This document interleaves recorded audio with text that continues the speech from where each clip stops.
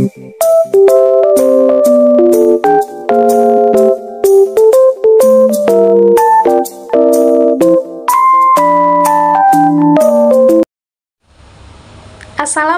warahmatullahi wabarakatuh.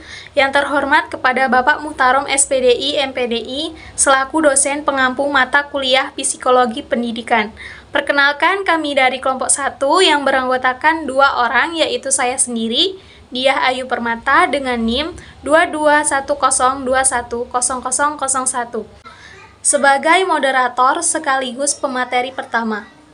Dan teman saya, Cindy Aulia dengan NIM 2220210034 sebagai penyampai materi kedua. Baiklah, kami akan membahas tentang konsep dasar psikologi pendidikan. Baiklah, di sini saya akan menyampaikan materi yang pertama, pengertian dan definisi psikologi pendidikan. Berbicara tentang psikologi pendidikan tidak terlepas dari psikologi, karena psikologi pendidikan merupakan bagian dari psikologi dan merupakan salah satu disiplin ilmu.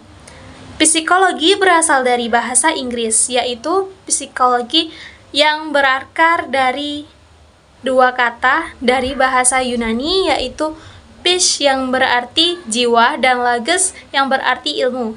Jadi, secara harfiah, psikologi berarti ilmu jiwa. Kemudian, 1. Definisi psikologi. Psikologi berarti ilmu jiwa. Sebelum menjadi disiplin ilmu yang mandiri, psikologi memiliki akar-akar yang kuat dalam ilmu kedokteran dan filsafat, yang sehingga sekarang ini masih tampak pengaruhnya. Dalam ilmu kedokteran, psikologi berperan menjelaskan apa-apa yang terpikir dan terasa oleh organ-organ biologis jasmania. Sedangkan dalam filsafat, psikologi berperan serta dalam memecahkan masalah-masalah rumit yang berkaitan dengan akal, kehendak, dan pengetahuan. Karena kontak dengan berbagai disiplin itulah, maka timbul bermacam-macam definisi psikologi, yang satu dengan yang lainnya berbeda. Seperti A. Psikologi adalah ilmu mengenai kehidupan mental, atau sering dikenal dengan the science of mental life. B. Psikologi adalah ilmu mengenai pikiran, atau sering dikenal dengan the science of mind. Yang kedua, hubungan psikologi dengan pendidikan. Psikologi sebagai cabang ilmu pengetahuan adalah ilmu yang mempelajari tingkah laku manusia dalam berinteraksi dengan lingkungan untuk mencapai tujuan. Tingkah laku dalam pengertian ini adalah tingkah laku yang mempunyai tujuan. Yang ketiga, metode-metode dalam psikologi pendidikan. Metode Yunani metos adalah cara atau jalan. Dalam konteks ilmiah, metode menyangkut cara kerja, yaitu cara kerja untuk memahami objek yang menjadi sasaran ilmu yang bersangkutan. Ilmu pengetahuan psikologi secara metodis dan secara prinsipil sangat berbeda dengan ilmu pengetahuan alam. Menurut Kartono, tahun 1981, 15. 1. Metode observasi. Metode observasi dalam psikologi banyak dilakukan untuk mempelajari tingkah laku anak-anak, interaksi sosial, aktivitas keagamaan, peperangan, aktivitas kejahatan, dan kejadian lain yang tidak dapat dieksperimenkan. Kedua, metode studi kasus. Metode ini terutama digunakan oleh dokter atau ahli psikologi klinis ketika mereka mengobati pasien. Si ahli psikologi mencoba untuk mengkonstruksi kehidupan masa lalu subjek berdasarkan ingatannya, laporan anggota keluarga, dan rekaman lainnya. Yang ketiga, metode survei. Survei adalah suatu metode yang bertujuan untuk mengumpulkan sejumlah besar variabel mengenai sejumlah besar individu melalui alat pengukur wawancara. Yaitu A. Individu adalah satuan penelitian. B. Variabel yang dikumpulkan dalam metode survei. C. Alat-alat yang dipakai berupa wawancara, berupa daftar pertanyaan yang berbentuk suatu kuesioner. 4. Metode korelasional. Metode ini digunakan untuk meneliti hubungan di antara berbagai variabel. Kemudian teori-teori dalam psikologi pendidikan menurut Centrox 2011. Psikologi pendidikan menjadi sebuah alat untuk membentuk kegiatan belajar dan mengajar yang efektif. Pertama, 1. Teori perkembangan sosial, moral, dan emosional.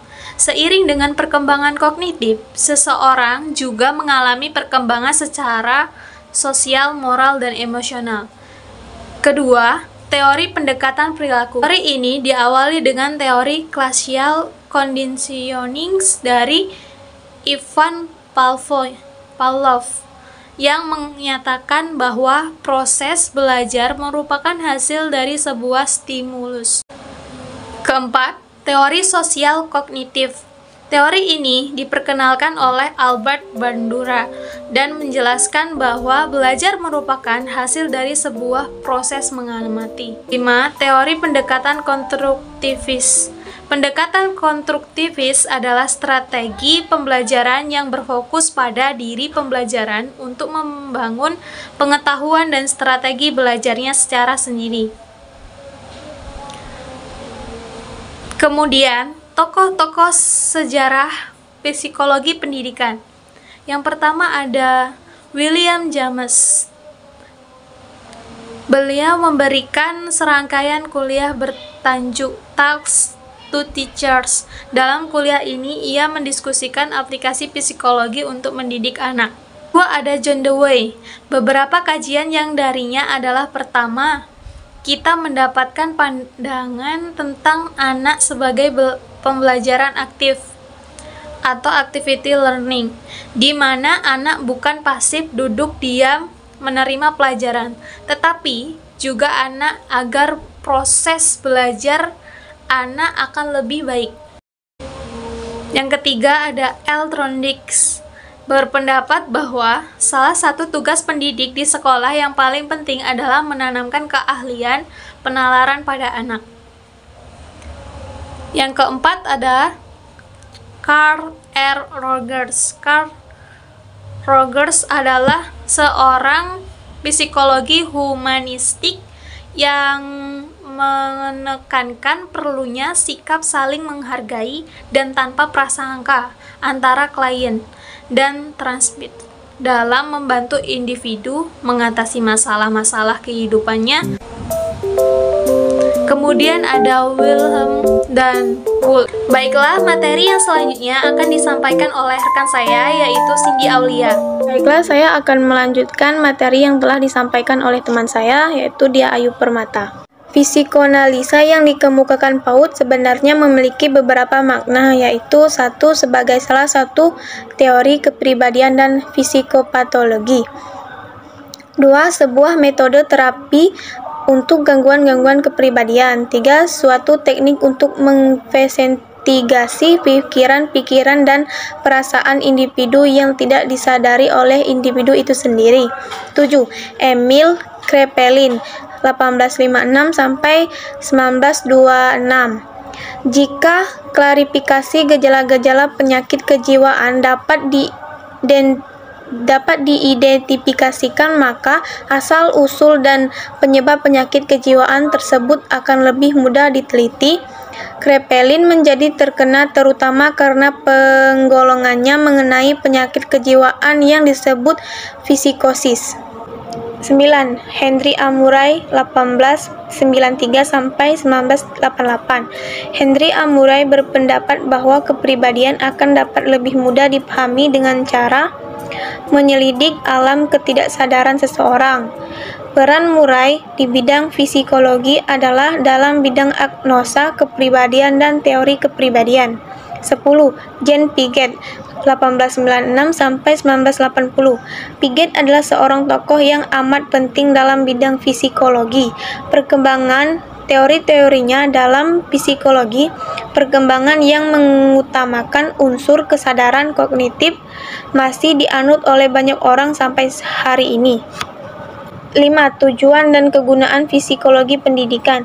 Para ahli psikologi pendidikan pada umumnya berkeyakinan bahwa dua orang anak yang kembar sekalipun tidak pernah memiliki respon yang sama persis terhadap situasi belajar mengajar di sekolah. Keduanya sangat mungkin berbeda dalam hal pembawaan, kematangan jasmani, inteligensi, dan keterampilan motoriknya. Anak-anak itu seperti anak-anak yang lainnya, relatif berbeda dalam kepribadian sebagaimana tampak dalam penampilan dan cara berpikir atau memecahkan masalah mereka masing-masing.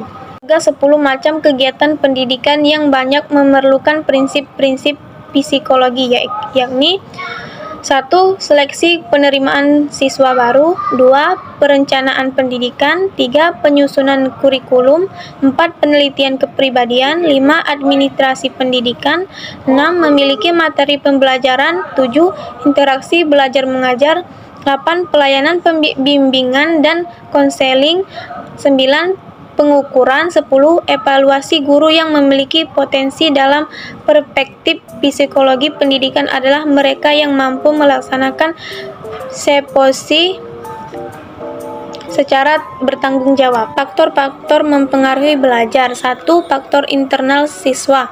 Faktor internal adalah faktor-faktor yang berasal dari dalam diri individu dan dapat mempengaruhi hasil belajar individu.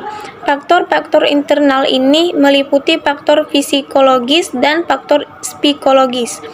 A. Psikologis. Faktor-faktor psikologis adalah faktor-faktor yang berhubungan dengan kondisi fisik individu.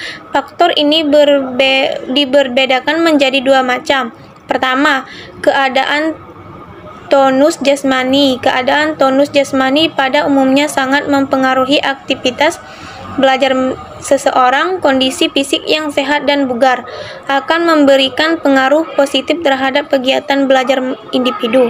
B. Psikologis. Faktor-faktor psikologis adalah keadaan psikologis seseorang yang dapat mempengaruhi proses belajar. Beberapa faktor psikologis yang utama mempengaruhi proses belajar adalah kecerdasan siswa, motivasi, minat, sikap, dan bakat.